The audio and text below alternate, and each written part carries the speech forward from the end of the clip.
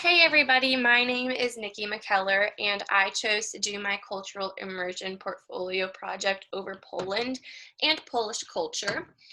To get started, a little bit about Poland. It is a country in Central Europe. It is the red one right there, if you didn't guess that. It is about 127,700 square miles.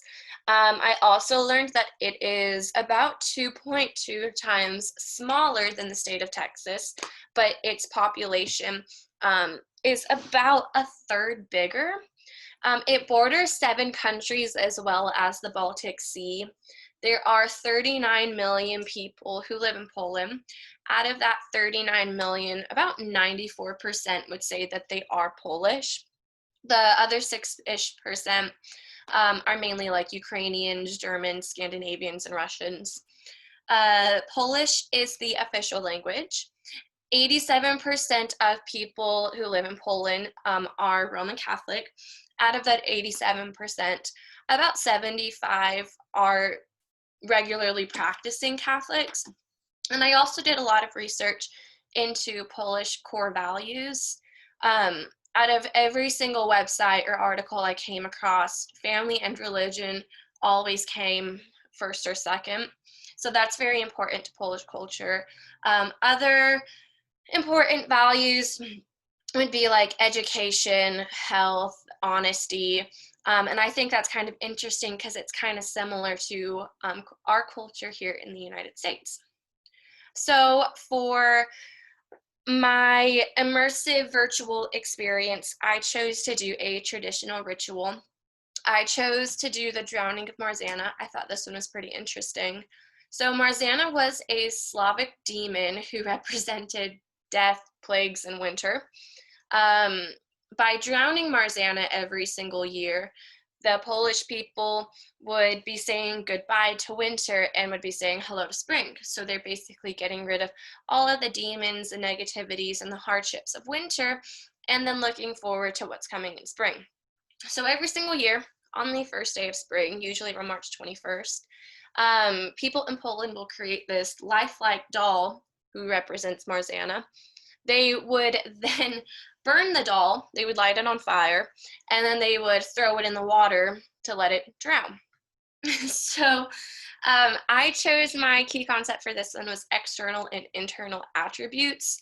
I kind of related that to the point where if there was, say, a poor harvest season, external attributes could possibly place responsibility upon Marzana versus internal attributes of like, oh, it was my own fault.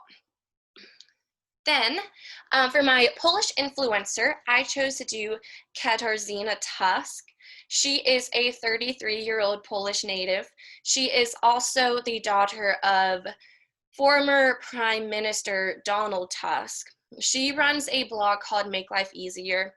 Basically, it shows a lot about the beauty in life and how to truly be happy. She talks a lot about her family and mainly just about amongst all of the craziness and stuff going on in the world, how we can all just still be happy and still be calm. The key concept I chose for this one was life space, kind of talking about how, the world around you when there's different factors that come in and out. She kind of expresses and sends a message about how to still be calm and not go crazy when things change. So the movie that I chose was called Ida. It was made in 2013. It was about a young girl. She's on her way to take her vows to become a nun. She has no relatives. All of her family was killed in World War II. But then she finds out she's Jewish.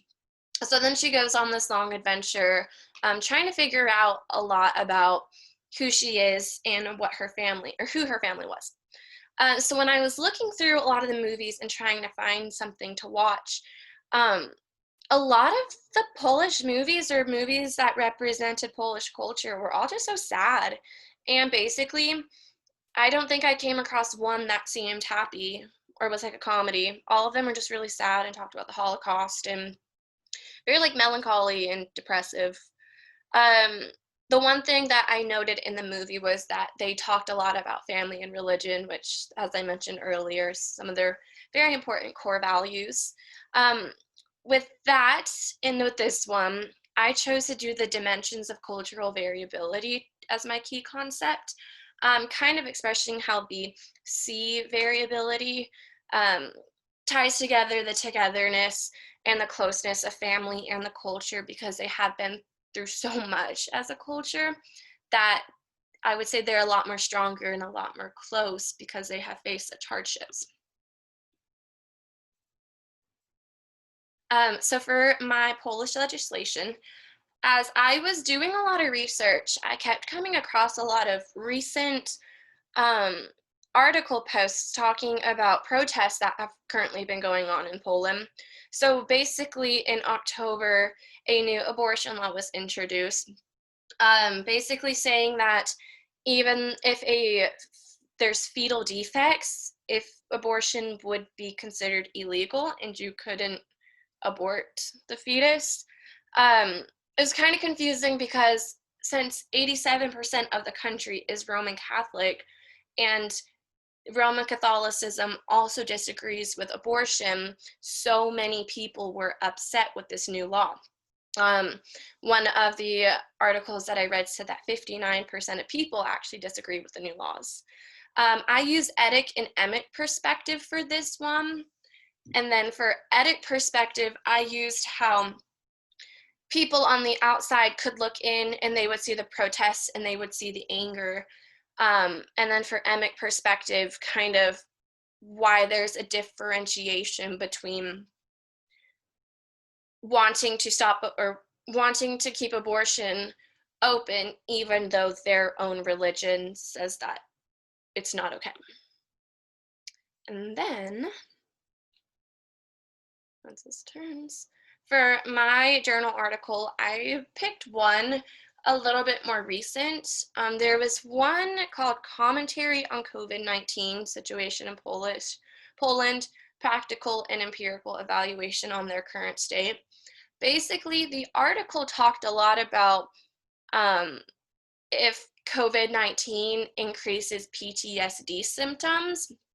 The number one cause of increased PTSD symptoms was a lack of a known end date. I think that all of us can kind of agree that, yeah, knowing when this would end would be really nice. Basically, the article also said that PTSD symptoms did increase through Polish people.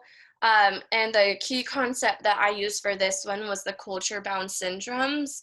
I said that it was not a culture-bound syndrome because a lot of the symptoms that were expressed among the Polish people were universal and they correlated with the DSM-5, which is more of a universal criteria. And then, so my perspective on Polish culture. My grandparents actually immigrated to the United States from Poland after World War II. So I have a lot of family ties to Polish culture. So it was really interesting kind of learning a little bit more about where my ancestors come from. I also found it really interesting how a lot of their core values were reflected kind of what we have. They're not as different as I had expected them to be. And then I kind of appreciated how strong they are through everything that they've been through, how even though they've been through the Holocaust and dictatorships and communism and all of this, their culture is still alive and it's still thriving. And I think that's really nice to see. But with that, thank you everyone for watching, and I hope you guys finish out this semester strong.